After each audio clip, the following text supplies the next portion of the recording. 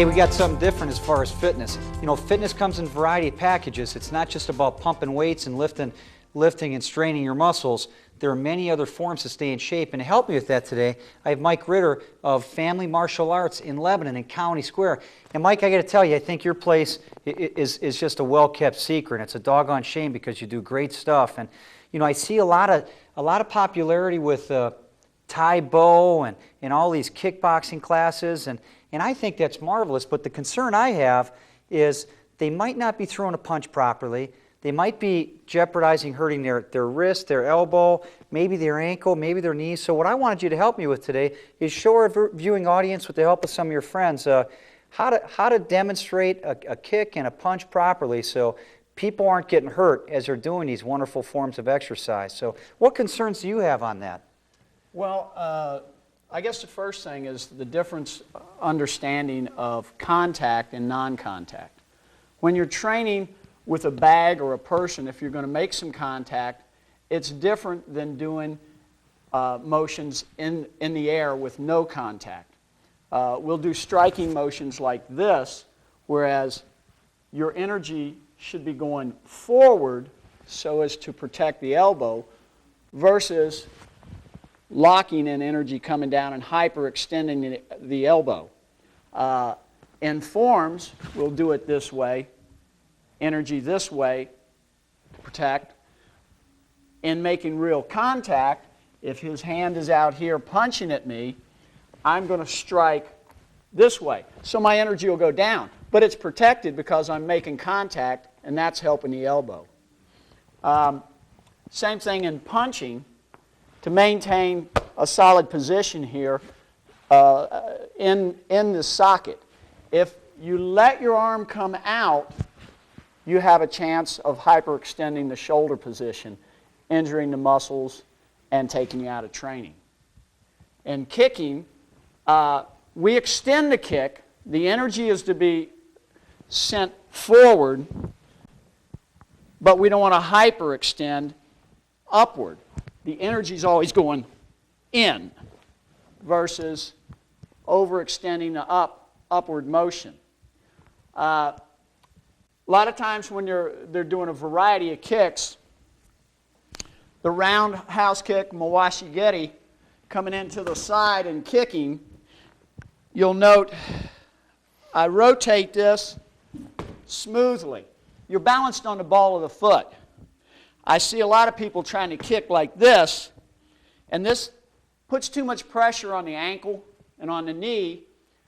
Again, injuries. Sometimes you'll see people in the Thai Bo classes, most of the time, or a cardio workout, wearing gym shoes on a wood floor. That's disaster. The gym shoe is going to stick to the floor, and you have a greater risk of twisting that ankle, doing something to the knee. But you have to be able to balance and twist smoothly in the motion to protect yourself. So the pivot's critical, because if you don't have that pivot, it's not so much you're going to hurt the kicking leg, but the stationary leg. So yes. that might be more common. Who do we have here to help us out with the kicks? You got someone who's going to show us how to, and I'm going to step back, because I saw this guy kicking before, and it looks deadly. This is Travis Hensel. He's 16. He's been with me since he was 5 years old, one of my young black belts. He's going to demonstrate some kicks on the bag, and we'll let him go at it here. Now, does Travis have any competitions coming up pretty soon? Or? Yes. Travis is working to get on the national team right now. Wow. He's qualified to go down to Florida for the NKF, who are part of the national governing body, to compete and see if he can get on the team. We're right in the middle of the competition season now. A lot of events going on every weekend.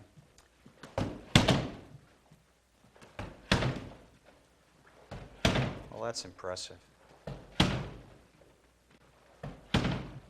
See, and he's not even extending on those kicks. He's kicking through the bag. Right. The intent is to hit the surface, but you want to extend through. The energy has to go through. It's important to know at all times, no matter what technique you're doing, where the energy is coming from and the exact spot that it's going to exit your body. Yeah. That maintains your balance, that maintains control of yourself. If you punch, the energy is starting from the floor and is generated through the hip and right out that first knuckle. Wow.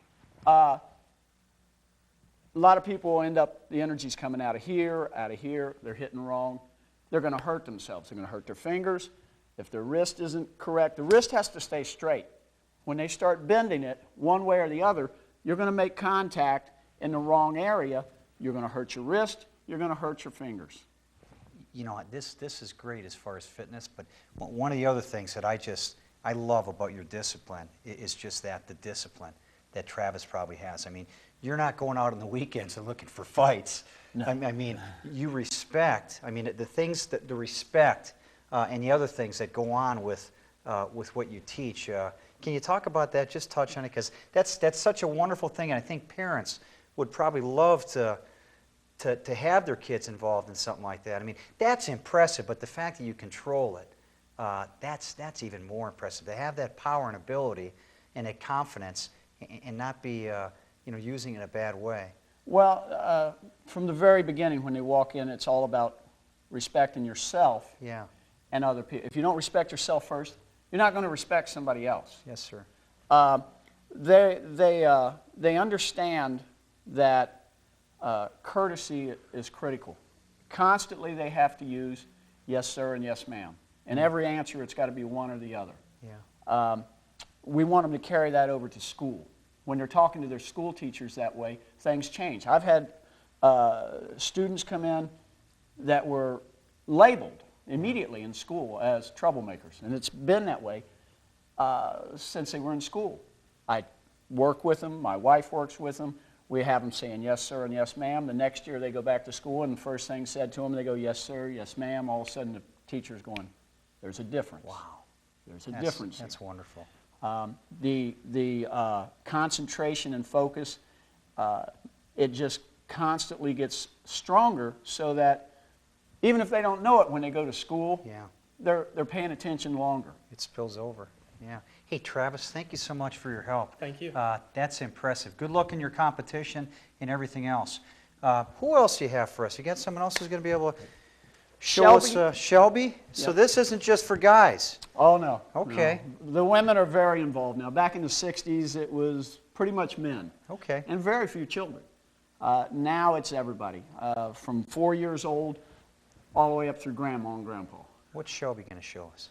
Shelby's going to hit the bag a few times for us, throw a few punches. Okay, let's bring that back. Travis knocked the bag clear across the room. This is a classical reverse punch used in most of the tournaments. Nowadays they're starting to adjust that, trying to get more variety.